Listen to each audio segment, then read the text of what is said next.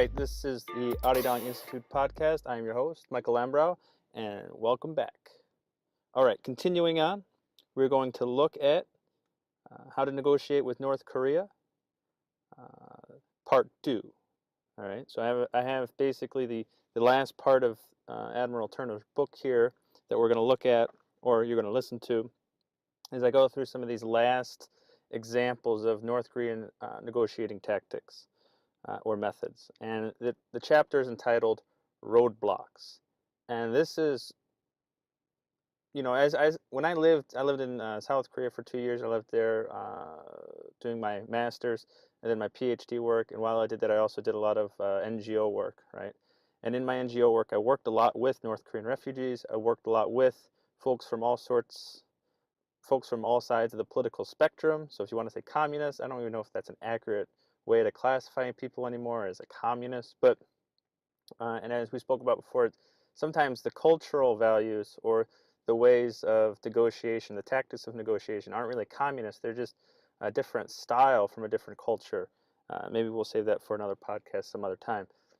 But here, when we look at roadblocks, this is quite on point by Admiral Turner. It's quite interesting that he was able to parse this out in his experience, because I also ran into experiences just like this. So here you go. Most recently, there was an article about how Trump already has it in the bag, right? So Trump has just announced that he's going to meet with North Korea, and North Korea is the U.S. North Korea meeting between Trump and Kim Jong-un, and there are people talking about, well, it's going to be a disaster. Yes, it could be a disaster. I even heard Professor Victor Cha from Georgetown wrote that, well, actually, this could lead to war possibly, because if negotiations break down, then there is nowhere else to go. So by pushing for peace, you also simultaneously are pushing for war. I'm not quite sure if I buy that argument, but I understand where Victor Cha is coming from, because he's worried that if Trump plays this out, or if both sides play it out, and then say, well, we couldn't come to an agreement, and now all we have left to do is fight.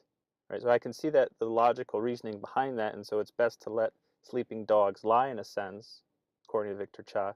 Maybe that's why Victor Cha stepped down instead of assuming the role of ambassador to South Korea, as U.S. ambassador to South Korea, which I believe we currently still do not have an ambassador there. And the State Department is gutted. The State Department officials have resigned, so I don't know if possibly part of Trump's strategy was to apply pressure by dealing directly with North Korea.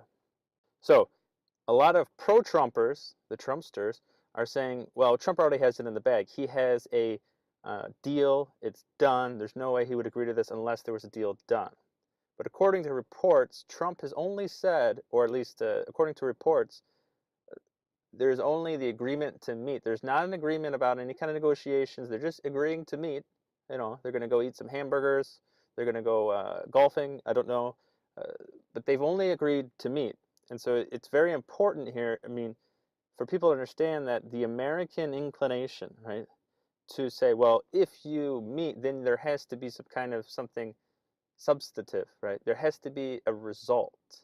And Admiral Turner here speaks to this American inclination, to that desire that once something is started, it must be finished.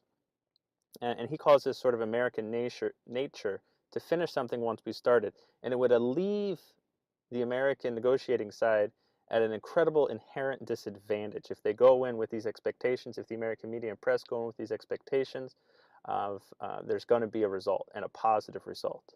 And that would be used against them. And it would be used against them in this chapter where Admiral Turner calls roadblocks, right? So they would just purposely continually delay the negotiations until the U.S. side, subordinated itself.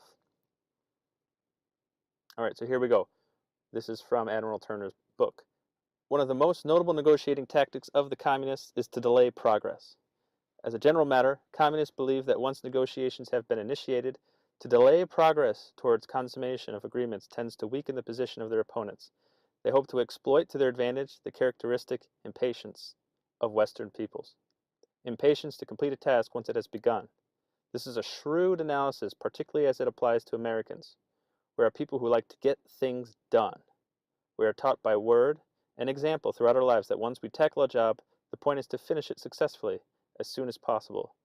It is probably true that this same quality of impatience made America the greatest nation on earth.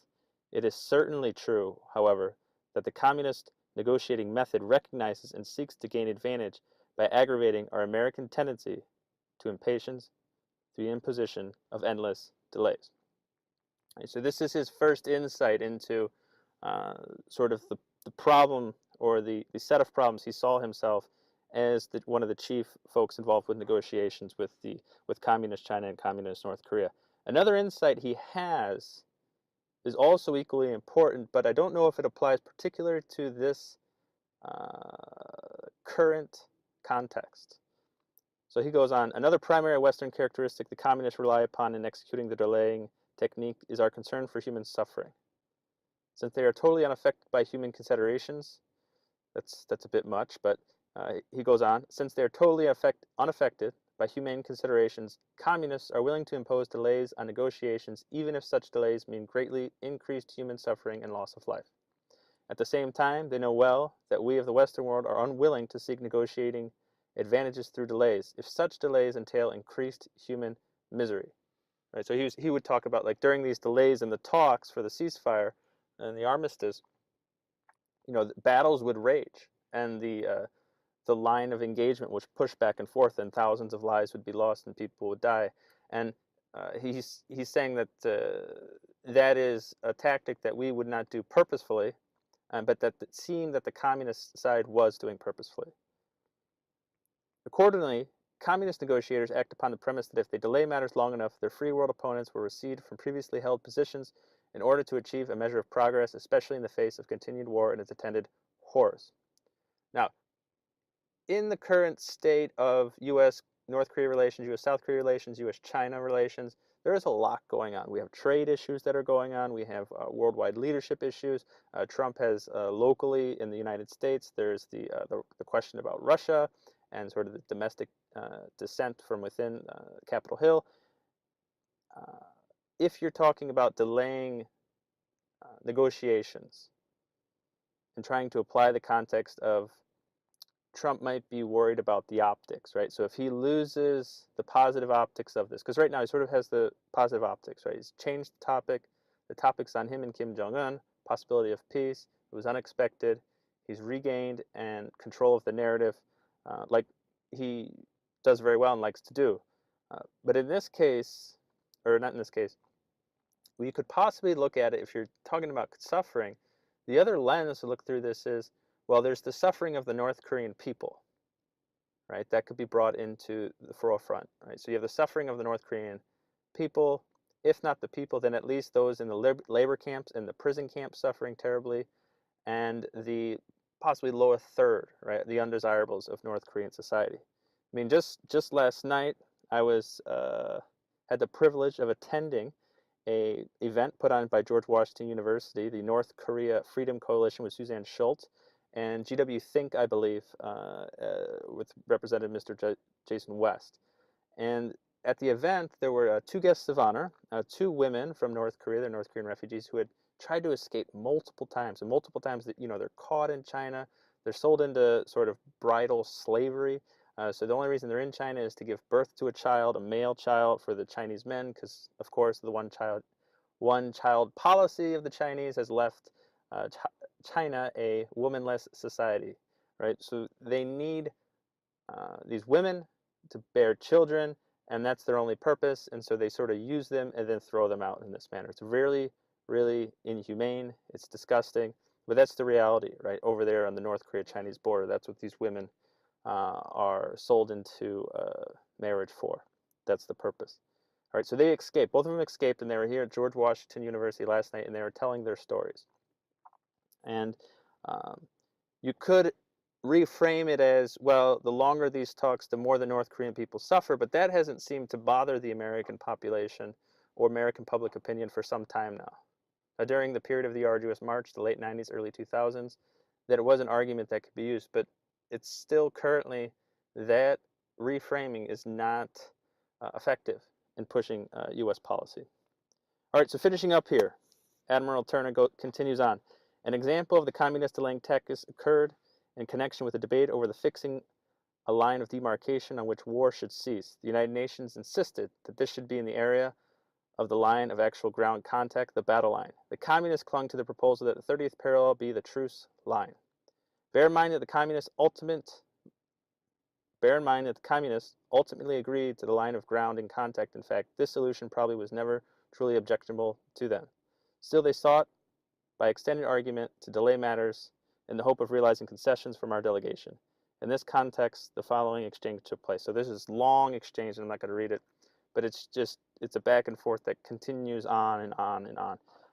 And finally, the Admiral Turner closes, to the uninitiated, it may seem inequitable to charge the communists with deliberately delaying the conference during periods in which they argued for their proposed solution of a particular issue as against the solution proposed by the United Nations Command. One must consider the nature of proposals involved, however, to determine responsibility. And this goes back to both of these parties are not playing the same game. They're not starting from the same place, and they're not playing by the same rules. We Americans tend strongly to a line of action that we call being reasonable. Right? This means that each party to a dispute should be prepared to modify his or her position somewhat in effort to achieve an agreeable solution. Yet such an attitude is based on the implicit assumption that each party to the dispute sincerely believes his or her position is the correct one. We do not compromise with a man or woman who insists that 2 plus 2 equals 6, hence the cover of the title of the book. Nor would we seriously consider the view of one who presented us a bill for $10,000 in connection with repairing our television set. The point is that the relative reasonableness of the initial positions taken must be considered before we decide that both parties in dispute should give a little. Because of our American tendency to feel that a deadlocked issue should be solved by mutual concessions, the communists are on favorable ground in applying their delaying tactics. By proposing that 2 plus 2 equals 6, and by then delaying an agreement interminably, the communists hope to lead us to agree that 2 plus 2 equals 5. Right? And so I think there was already a release, and so it ends there. Well, that's where I'm going to end the quote for now, where he talks about the unreasonableness of the initial positions, and then from that starting point, they seek to delay interminably until the U.S. concedes, or the UN command concedes. Most recently, you might have seen that yesterday, I think, along with the announcement that there's going to be a meeting, that North Korea also asked for like a bazillion, gajillion dollars, right? They're going to ask for some large amount of money that the U.S. can't possibly or reasonably comply with, right? And then that might be the out that the North Koreans that we spoke about are looking for. Well, if you're not willing to pay to play, then we're not going to play. In South Korea, they call this pachugi, right? And they hammer the previous Sunshine Policy for basically just being a big game of giving North Koreans money for photo ops. And that's what this is going to be, I think eventually, not eventually, but sooner or later, that's the frame that this is going to take, is Trump is just paying money for these photo ops. He's playing into the hands of North Korean propaganda, which wants Trump and Kim Jong-un on the same level, shaking hands, legitimizing the Kim Jong-un regime. But, it seems like you're damned if you do, you're damned if you don't, because otherwise it makes, Trump is made out to be a warmonger, and then Trump is also made out to, be a buffoon. So there doesn't seem to be a win-win here for anybody. So in the end, thank you for being with us, and we'll catch you next time on the Arirang Institute podcast.